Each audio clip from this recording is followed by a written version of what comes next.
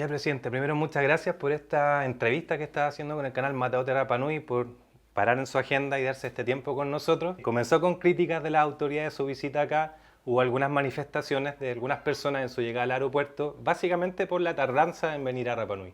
¿Por qué se demoró tanto en llegar acá a la isla a Rapa Nui?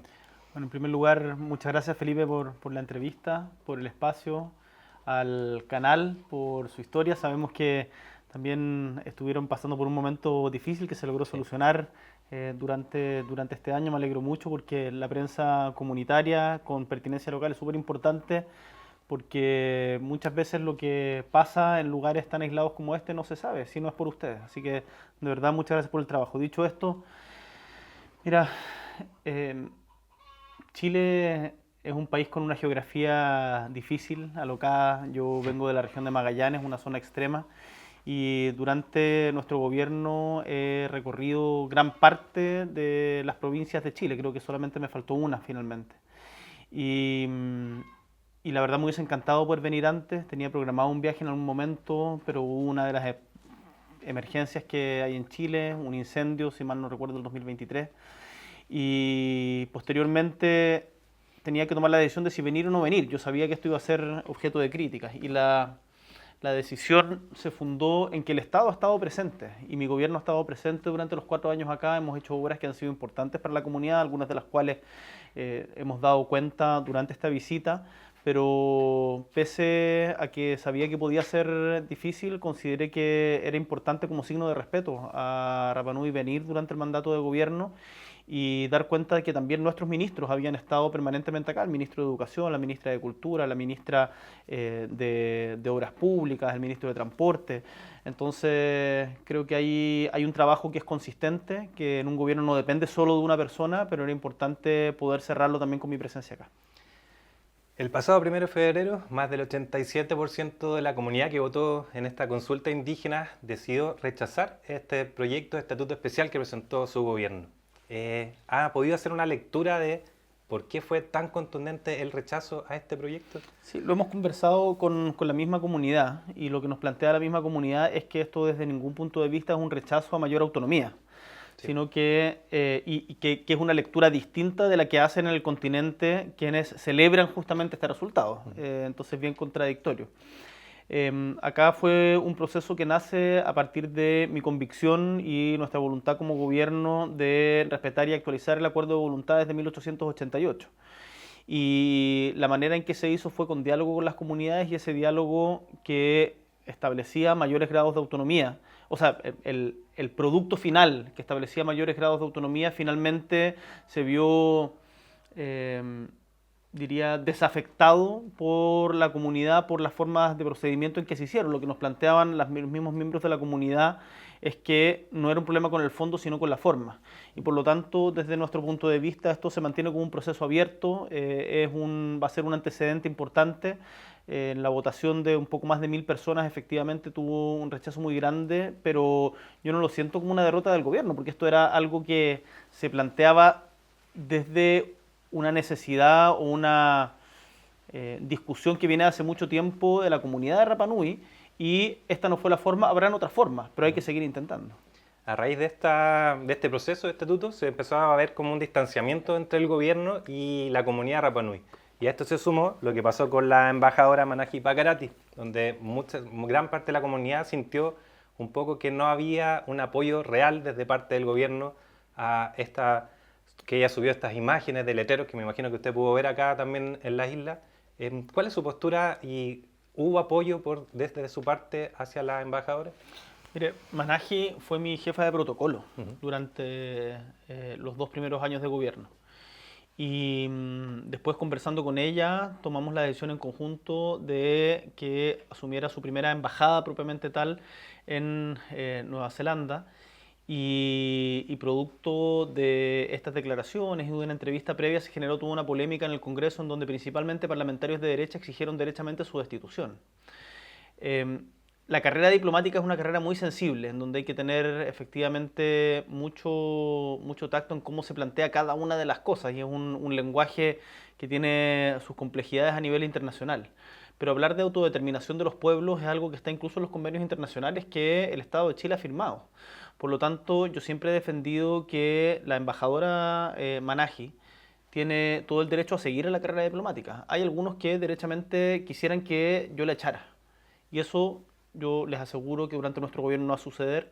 Ella fue llamada a el continente a cumplir servicio sin una suspensión de salario ni nada de esas características y posteriormente se le tiene que asignar otra embajada.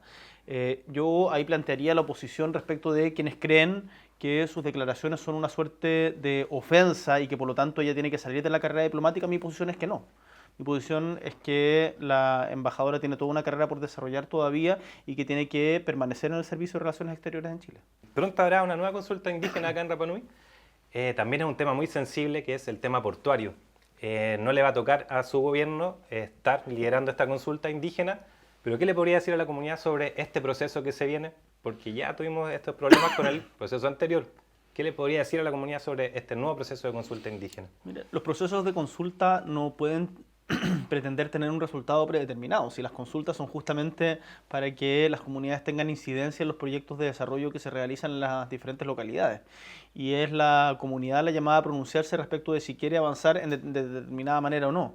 Lo que yo sugiero es que se recojan los aprendizajes del proceso anterior, en donde, insisto, por parte de la misma comunidad, en un diálogo que yo creo que fue muy respetuoso, que tuvimos durante esta jornada, se nos manifestó que el problema no era el fondo de lo que se planteaba y que de hecho había muchas propuestas que ellos rescataban y les gustaría implementar, sino la forma en que se había llevado adelante el proceso. Ahora que va a haber esta nueva consulta indígena, ojalá que esos aprendizajes, que las futuras autoridades también los tomen para que haya un sentido de pertenencia con el proceso que permita un buen éxito del tema, porque además en materia portuaria nosotros hemos estado trabajando mucho en el tema aeropuerto, en Mataveri, pero en materia portuaria también es tremendamente importante para el abastecimiento de la isla, para la conectividad de la misma y mejorar la infraestructura portuaria es una infraestructura habilitante para el desarrollo de Rapa Nui.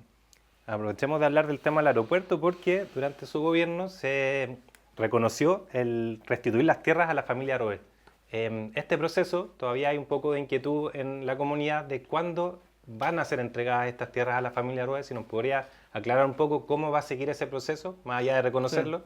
No, eso ya comenzó, bueno, esta es una demanda que llevaba más de 50 años y que generaba una serie de complicaciones y después de estudiarla nos pareció que era una demanda justa, encontramos una vía de solución y lo que se está haciendo es desplazar el aeropuerto, no la pista, sino el terminal de pasajeros hacia un sector un par de kilómetros más allá. Esto ya comenzó porque de hecho ya se licitó el cercado del perímetro donde se va a construir el nuevo terminal de pasajeros, que va a ser un terminal transitorio de muchas mejores condiciones que el que actualmente existe, pero que la proyección es poder realizar uno incluso 3 veces mayor que el que actualmente existe.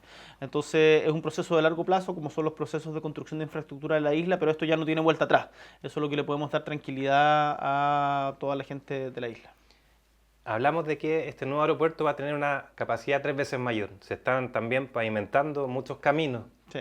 pero temas que no hemos escuchado durante esta visita es el tema de servicios básicos, como por ejemplo la luz y el agua. Nosotros hemos tenido en las últimas semanas, últimos meses, cortes de agua. Es un problema súper sensible, tomando en cuenta de que las proyecciones es que siga aumentando el turismo. ¿Qué le podríamos decir a la comunidad? ¿Hay alguna información que nos pudiera entregar también sobre ese tema? Sí, hay dos cosas muy claras. Uno, el nuevo decreto de capacidad de carga de la isla. Nosotros lo ingresamos a Contraloría en junio del año pasado y vamos a hacer todas las gestiones y en eso nos comprometimos también con las autoridades locales para que ojalá pueda salir durante nuestro gobierno, o sea, las próximas 3 semanas que quedan, que ese decreto quede listo, que es justamente el que regula cuál es la capacidad de carga de la isla. Además, nosotros aprobamos una garantía estatal para un crédito con el BID para poder generar una planta de energía solar para justamente mejorar la condición energética de la isla, que sabemos que sufre de mucha vulnerabilidad. Sí. Y respecto al agua hay diferentes proyectos, pero estos son más de largo plazo, es algo que evidentemente durante el periodo que a mí me queda no se va a alcanzar a realizar, pero que hay prospecciones de estudios de 2 tipos, uno de recolectores de aguas lluvias y por otro lado la posibilidad de plantas desaladoras. Eso En el caso de las plantas desaladoras son proyectos complejos, estamos realizando varios en el Chile continental que toman varios años, más de un periodo de gobierno, pero son temas que tienen solución, pero hay que tenerlos con visión de largo plazo. Presidente, lo vimos hoy día en Acu Tongariki, muy emocionado por estar en ese lugar. Ahora tuvo la posibilidad de estar con los niños de la escuela de Toki, también lo vimos muy emocionado. ¿Con qué sensación se va de Rapa Nui? Mira, es un lugar tan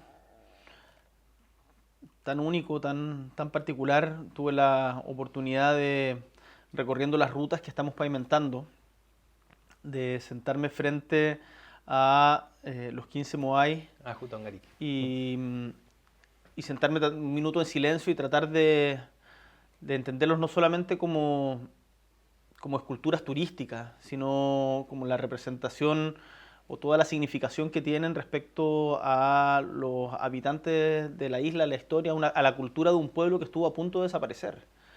Recordemos que la cultura Rapa Nui es una cultura sobreviviente, que en un momento en la isla, después de todo el proceso de colonización, de los esclavistas peruanos, eh, llegaron a haber un poquito más de 100 personas. Eh, entonces yo entiendo el sentido de pertenencia y de identidad que tienen aquí en Rapa Nui porque lograron sobrevivir a los avatares de un mundo en transformación muy rápido que no respetaba nada, ni culturas ni normas. De hecho, me encontré con una pareja de una región del continente que me decía que ellos se habían casado en los Moais, pero ahí mismo en los Moais, y que ahora no se podía porque el sector estaba protegido. O sea, la protección que hay del patrimonio, no solo arqueológico, sino cultural, es algo relativamente nuevo. Y esta isla tiene mucha más historia que la misma república.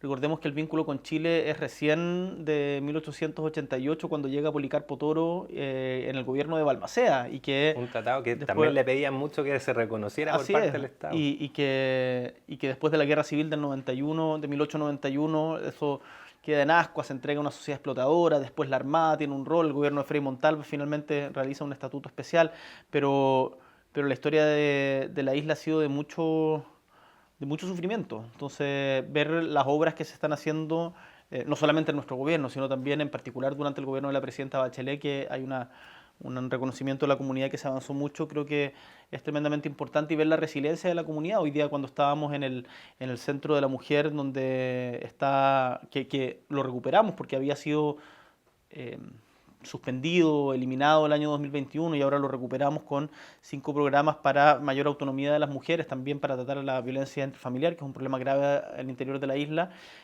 Nos contaban sus historias de resiliencia, de resistencia, y yo me voy muy agradecido, con mucha humildad de lo que significa ser chileno en Rapa Nui. Porque acá estamos hablando de la relación con un pueblo que valora su autonomía, que quiere más autonomía, que tiene un sentido de pertenencia muy especial, que desde el continente tenemos que saber respetar, aprender de él, pero que además exige presencia del Estado en materia como lo que tú señalabas de los servicios básicos, y en donde tenemos que estar, y que durante nuestro gobierno hemos avanzado en algunas áreas, y en otras, como en todo, quedan desafíos pendientes. Quedan pocos días para que termine su mandato. ¿Ya tiene definido qué va a hacer una vez que deje la presidencia? Tengo muchas ideas de lo que me gustaría. Después de lo que dicte la realidad, es distinto. Quiero disfrutar a mis hijos, a la Violeta y al Vale, que es hijo de mi compañera. Disfrutar más la relación, estar en familia, construir hogar, independiente de lo material, construir hogar, que muchas veces es el tiempo que requiere este trabajo atento un poco contra aquello. Quiero leer mucho, estudiar, pero planes en términos profesionales o políticos no hay nada que pueda adelantar. Solo he señalado que este es mi oficio y espero seguir trabajando por el bienestar de Chile. ¿Y pensar nuevamente en postularse más adelante a una presidencia? Lo que yo tengo claro es que yo salgo termino mi mandato el 11 de marzo, yo no soy candidato a nada, ni tampoco tengo pretensiones de cargo alguno. Y respecto a eventuales cargos de representación futura, eso se discutirá en su momento, pero no es algo lo que parta con una suerte de ambición desesperada de mi parte en esto. Pero desde donde me toque estar, voy a estar trabajando por Chile. Y en eso la gente que me conoce o con quienes hemos tenido la oportunidad de trabajar lo tiene súper claro, y vamos a estar también defendiendo los avances que hemos tenido durante nuestro gobierno, que son muchos y de los cuales yo estoy muy orgulloso. Presidente, muchas gracias por su tiempo, por esta entrevista en el canal Mateo de Rapa Nui. Muchas gracias también por apoyar a que siga existiendo este canal. Le deseamos el mayor de los éxitos en esta nueva vida que va a tener prontamente. Un gustazo, felicitaciones nuevamente por el canal, a todo el equipo, y muchas gracias por acogerme en la isla. Que les vaya muy bien. Muchas gracias. Muchas gracias.